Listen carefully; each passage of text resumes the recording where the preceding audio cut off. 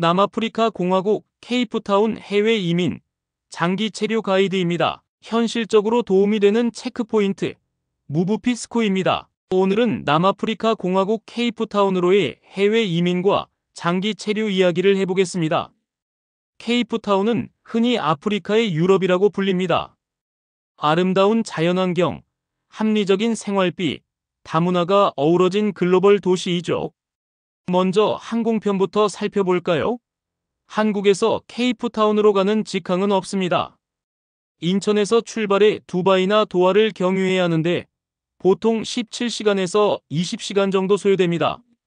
항공권은 성수기에는 왕복 160만원에서 200만원, 비수기에는 110만원에서 140만원 정도면 다녀올 수 있습니다. 그렇다면 케이프타운 이민은 누구에게 적합할까요? 자녀 교육을 고려하는 가족, 관광이나 무역, IT 분야에서의 취업이나 창업을 꿈꾸는 분들, 저렴한 생활비와 따뜻한 날씨를 원하는 은퇴자, 그리고 영어를 활용할 수 있는 디지털 노마드에게 두루 적합합니다. 비자와 영주권 제도를 볼까요? 취업 비자는 현지 기업의 스폰서가 필요하고 직군이 제한적입니다. 투자나 창업 비자는 약 250만 랜드, 우리 돈으로 약 1억 8천만 원 이상을 투자해야 합니다. 가족 비자는 배우자나 자녀 초청이 가능하고 학생 비자는 대학이나 연수과정에 등록할 경우 받을 수 있습니다. 은퇴 비자는 일정 수준 이상의 소득이나 자산을 증명해야 하는데 보통 월 8,500랜드 이상을 요구합니다.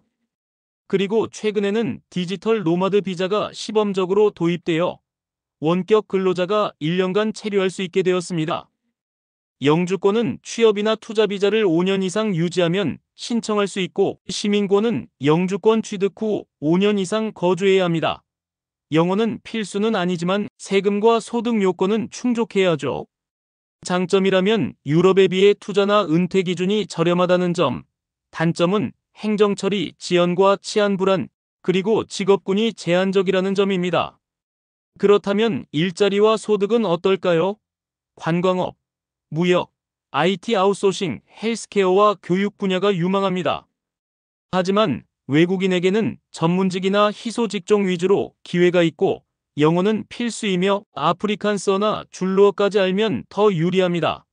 현지학이나 자격증이 없으면 취업 장벽이 높습니다.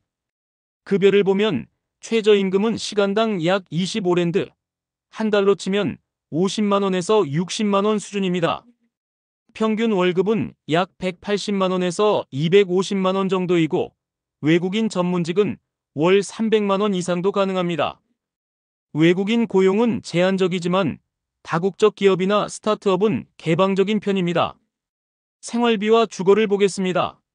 한 사람 기준으로는 월 160만원에서 240만원 정도, 사인 가족 기준으로는 400만원에서 600만원 정도가 필요합니다. 도심 1베드룸 아파트는 월 800에서 1200달러, 외곽의 3베드룸 주택은 월 1500에서 2000달러 선입니다. 보증금은 2개월치가 일반적이고 계약은 6개월에서 1년 단위입니다. 물가는 어떤 느낌일까요? 식료품과 교통비는 한국보다 30 내지 40% 저렴하지만 수입품이나 전자제품은 오히려 비쌉니다. 세금과 금융제도도 살펴보죠. 개인소득세는 누진세율로 최고세율은 45%까지 적용됩니다. 공적연금과 의료제도가 있으나 제한적이므로 사보험을 드는 것이 일반적입니다. 비거주자라 하더라도 전세계 소득의 과세가 원칙입니다. 다행히 한국과 남아공은 조세조약을 맺고 있어 이중과세를 피할 수 있습니다. 은행 계좌 개설은 은행 방문과 거주증명서가 필요하고 송금은 스위프트 방식으로 20 내지 40달러 정도 수수료가 발생합니다. 신용카드는 널리 쓰이고 모바일 결제는 엠페사, 스냅스캔 같은 서비스를 이용합니다. 교육과 의료 환경은 어떨까요? 공립학교는 무상이고 영어와 아프리칸서를 병행하지만 학교별 수준 편차가 큽니다. 사립이나 국제학교는 연간 학비가 1,300만원에서 2,600만원 정도로 부담이 있습니다. 의료의 경우 공공병원은 저렴하지만 대기와 품질 문제가 있고 민간병원은 국제적 수준이지만 비용은 한국보다 20 내지 30% 저렴합니다. 사보험은 월 200에서 400달러 정도로 필수입니다. 안전과 환경은 케이프타운의 큰 변수입니다. 강도와 절도 발생률이 높고 외국인을 대상으로 한 스캠과 소매치기도 흔합니다. 따라서 야간 외출이나 빈민가 접근은 피해야 합니다. 자연재해는 지진은 거의 없지만 산불과 가뭄이 가끔 발생합니다. 공기질은 대체로 양호하지만 수돗물은 지역별 편차가 있어 생수를 권장합니다.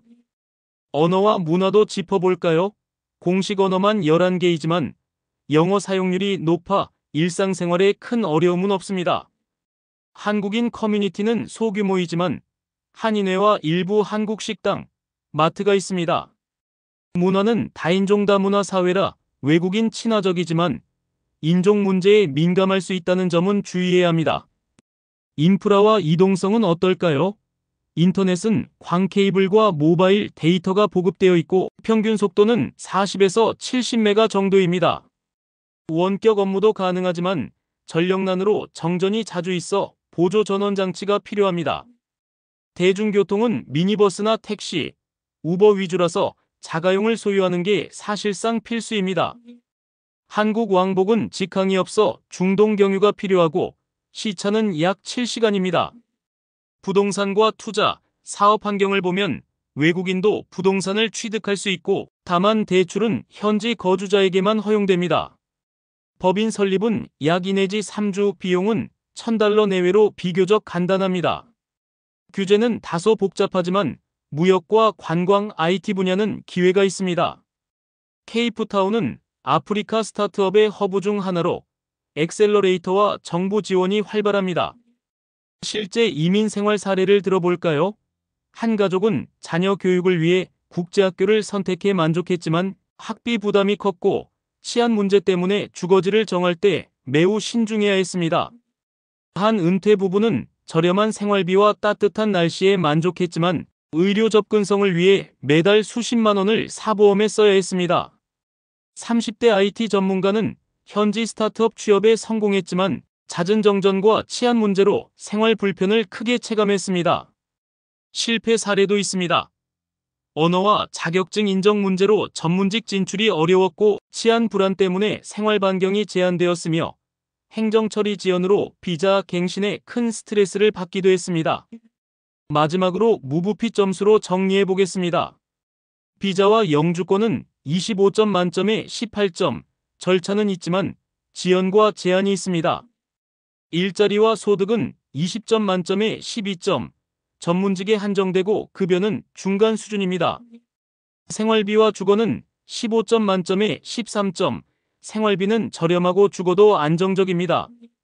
교육과 의료는 10점 만점에 7점, 국제학교와 민간병원은 수준이 높지만 비용 부담이 있습니다. 안전은 10점 만점에 5점, 치안 불안이 큰 약점입니다. 세금과 금융은 10점 만점에 7점. 제도는 명확하지만 세율은 높은 편입니다. 언어와 커뮤니티는 5점 만점에 4점. 영어가 널리 쓰이고 한인 커뮤니티가 일부 있습니다. 인프라는 5점 만점에 3점. 인터넷은 무난하지만 전력난 리스크가 있습니다. 총점은 100점 만점에 69점입니다. 한마디로 생활비와 자연환경은 매력적이지만 치안과 행정, 전력 문제가 숙제로 남는 도시라는 결론입니다. 정리하자면 케이프타운은 매력적인 요소와 함께 현실적인 과제가 공존하는 도시입니다. 자녀 교육, 은퇴, 창업 등 목적에 따라 장단점을 잘 따져보고 계획적으로 준비한다면 새로운 삶의 무대로 삼을 수 있는 가능성은 충분합니다. 이상으로 남아공 케이프타운 이민, 장기 체류 실전 가이드였습니다. 여러분의 다음 거점이 현실적으로도 경제적으로도 잘 맞는 선택이 되길 바랍니다. 이 영상을 보는 누군가도 혹시 남아공 케이프타운 이민이나 장기 체류에 관심을 가지고 계신 분이 있다면 꼭 이 영상을 주목해주세요. 이 내용에 공감하신다면 좋아요와 구독 눌러주세요. 해외 이민지 찾기 굿뉴스 GNTV입니다. 세상의 모든 여행자들을 응원합니다. 감사합니다.